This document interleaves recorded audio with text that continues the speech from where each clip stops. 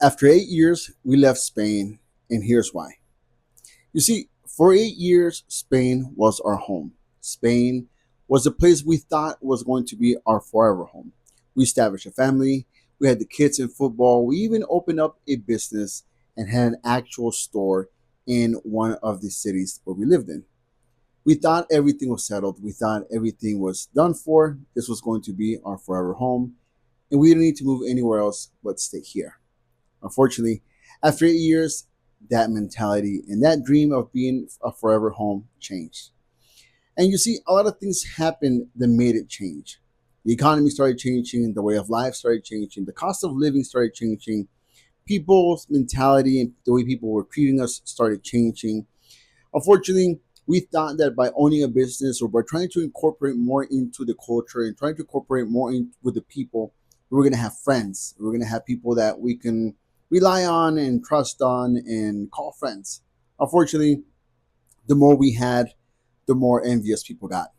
The more we started opening businesses or traveling or doing stuff, the more people started being envious of what we had and started hating on us because they thought as immigrants we should have immigrant jobs like waitressing, dishwashing, cleaning houses, taking care of old people, and whatnot. But since we were not like that, because we used to travel a lot, we used to love enjoying our life and eating out and opening a business and having this lifestyle that maybe not a lot of immigrants have, they decided that they were going to hate on us. So let's go step by step and tell you guys exactly what happened to make our decision to leave Spain completely after living there for 8 years. What up, peeps? You already know me. My name is Sway, and you've been following me on this channel all this time, right? I lived in the United States. I moved to Spain with my family, not knowing Spain, not ever even visiting Spain, and just relying on pure faith in God and the fact that we were tired of living in the United States and that lifestyle that we had back then. And we thought that Spain was different. We thought that Spain was it. But like I was saying previously, a lot of things started changing. You see, after the pandemic, people started acting different. I don't know why people changed drastically. I know the pandemic changed a lot of people's lives, made people think about life differently, made people have tighter circles than before and whatnot. But I just felt like every single time we tried to incorporate ourselves into the culture, we tried to belong in a way to the circle of people around the city where we lived in, the more excluded we felt. The more excluded we felt from having friends. And the friends that we did have were actual immigrants themselves, were actual people from Argentina, from Colombia, from Brazil, from the United States, not actual people from Spain. Because, in my point of view, Spanish people are more close minded when it comes to opening their lives or opening their friendship to outsiders, to immigrants. They feel like they need to only have Spanish friends to continue that Spanish heritage, to continue that Spanish lineage. And I get it. I understand. But the world is evolving. The world is changing. You see, my kids, they have Spanish blood, Nicaraguan blood, Guatemalan blood, and Mexican blood. Born in the United States, raised in Spain, and now being raised in another country. And so I can't have this close minded lifestyle of I'm not going to familiarize myself with other cultures, with other people, because I only want my kids to grow up with this kind of culture, with this kind of people. But unfortunately, that seems to happen in Spain a lot. I don't know if it was only the area that I lived in, which is Galicia, the northwest part of Spain, because yes, they are more close minded, because yes, they are more racist, because yes, they have a different mentality from the rest of Spain. Now, I know that this part of the country is not so diverse when it comes to multicultural lifestyles, multicultural families, and different ethnicities and whatnot. This is more a secluded area. Galicians are more keeping to themselves. Galicians mix with Galicians, and you'll rarely see a Galician mix with an outsider. You'll go to towns where they don't even speak Spanish, they will only speak to you in Galician. And if you try to talk to them in Spanish, they'll even feel offended because, come on, you're in Galicia. You're supposed to be speaking Galician. I was told that many times. You see, many times, even in school or even in football, when my boys used to play, and I used to have these friends, every single time I would speak to them in English, I would get frowned upon. People were looking at me weird because they were like, how dare you speak English in Galicia? How dare you speak English in Spain? Either talk to your kids in Spanish or talk to your kids in Galician, but don't talk to them in English because, oh my God, how dare you? But you see, I understand that part. I understand that if I'm living in a country, I'm supposed to, blend in with the culture, blend in with the language and whatnot. And I did. I did speak to them in Spanish, and I did speak to them sometimes even in Galician. I would try to learn some words and speak to them in Galician. They were learning Galician in school, so they understood it. But I mean, come on, they're American. They were born in the United States. I want them also to remember the language of English because in the future we decide to go back to the United States. I want them to learn English. I don't want them to be like, oh, I'm sorry, I don't know English because my parents never taught me English. Like those no sabo kids that don't know Spanish because their parents never taught them Spanish, living in the United States just because they live in the United States, but they have a Hispanic heritage, Hispanic culture, Hispanic background. But we're not going to get into that. We're talking about Spain and why we left Spain. You see, the economy started changing drastically after COVID-19. Everything started going up in price. The cost of living started going up. Groceries started going up. Utilities started going up. And just all around life in general, when it came to expenses, started going up. And you see, we decided to open a business. We decided to start a candle business, which you guys already knew about because I told you guys in other videos that we had a candle business. At first, it started at home, and then it evolved into actual being in markets, and then after that, it evolved into actually having a storefront in the city center of Coruña in Galicia. Now, a lot of people that we held close to, family members and whatnot, were happy. Hey, you guys have a business, you guys have a storefront, etc., etc. We're so happy, we're so proud of you guys. Keep at it, keep going. But the people in Spain, the Galician people, not 100% of the people, I'm saying about 80%, it is a high number, about 80% of the people were envious, were jealous, were mad. How dare you, being an immigrant, have a job, a business? How dare you, being an immigrant, are making more money than myself living here as a local, as a natural of the country, of the city, of the region? How dare you travel to all over Europe, to Rome, to France, to all these places? How dare you? How dare you have more money than I do? How dare you do you open a business when I even haven't opened a business myself? How dare you are how dare are you evolving and I'm not? Like that's how I felt. People started getting jealous about us having a business. It started treating us different. And they would even make sarcastic comments like, "Oh, hey, where are you guys traveling to this year?" Ha ha ha. And when we will, gladly reply to, "Oh, we're going to Disneyland Paris." Oh, okay. It's like, dude, why are you asking the damn question if you don't want to get the answer? I'm going to tell you. Ask me, where am I going? I'm going to Rome. I'm going to London. I'm going to Portugal. I'm going to Florence. I'm going wherever, dude. I'm traveling because that is the lifestyle that I worked for. That is the lifestyle that my wife and I have worked for, and that we want to give our kids. And I'm working towards that, and I'm pursuing that lifestyle and that career and that path because that is my mentality. You're wrong, poor, insignificant, less person mentality. That's your thing, but don't bring it up on me. And see, that started happening and changing a lot in people. People started noticing that we were different. People started noticing that we would think different.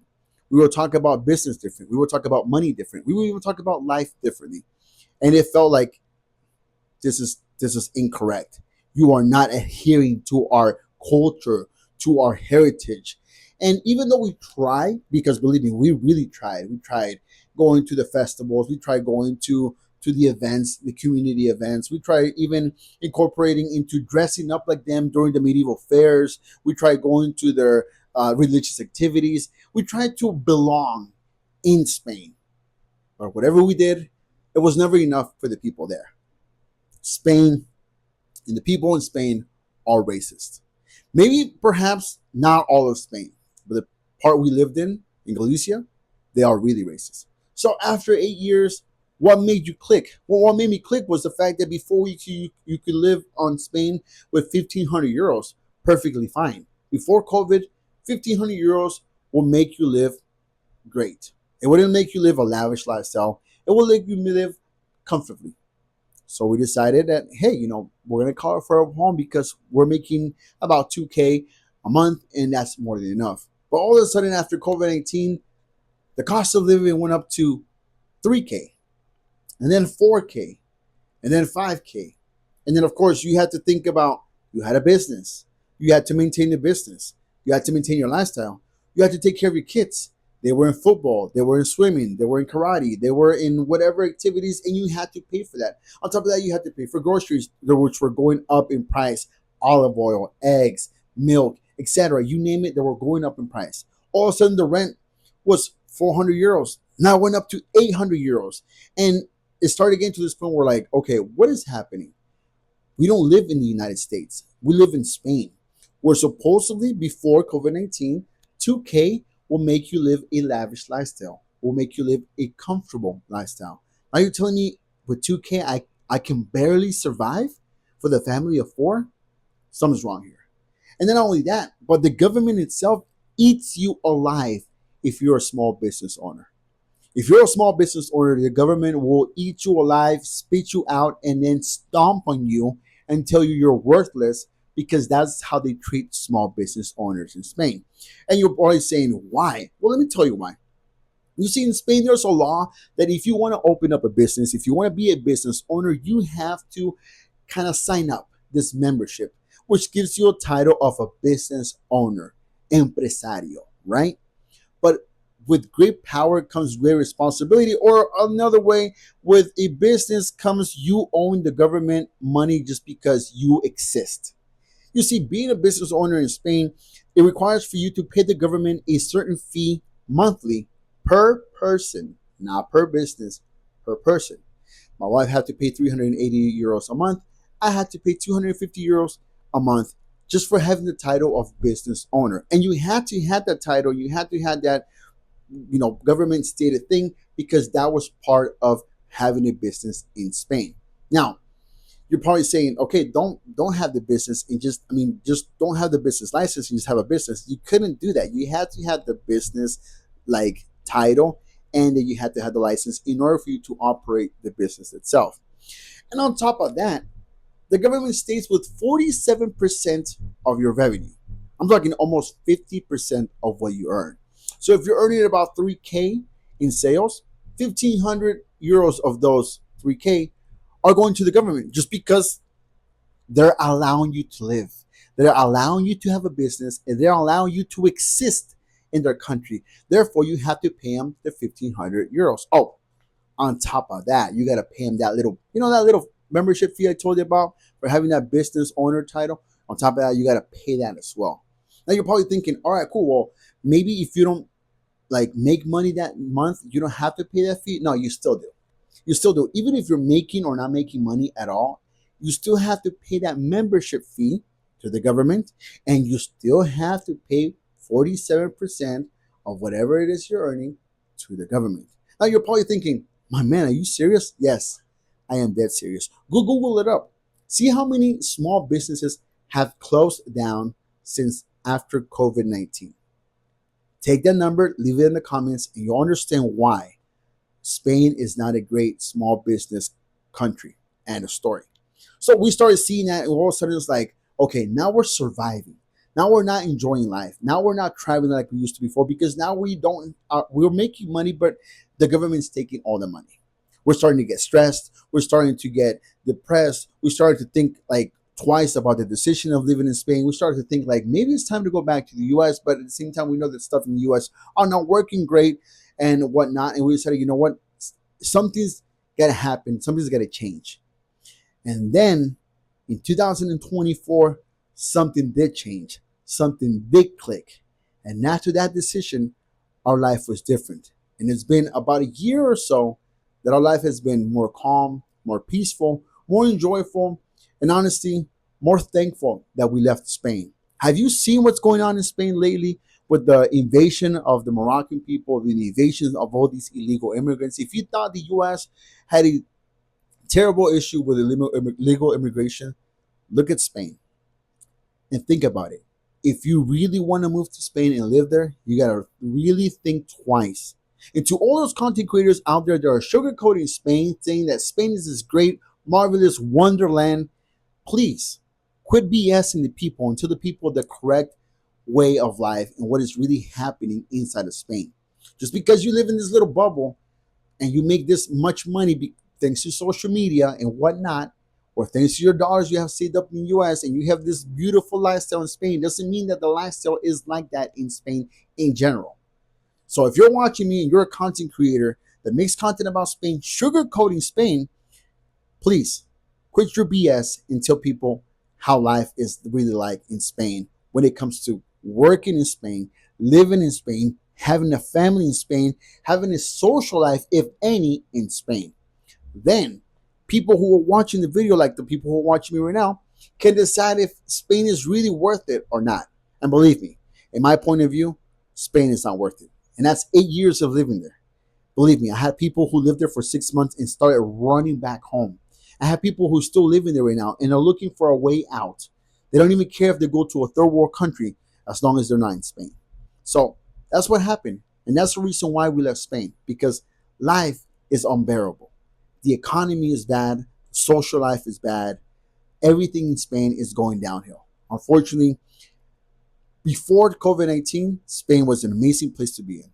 But after COVID-19, Spain is one of the worst places to be in. And believe me, I have people who are Spanish, who are Galicians, that tell me with their own words, we wish we had Franco, the dictator, because back in the day when Franco was a dictator and was in power over Spain, Spain was way better than what it is now.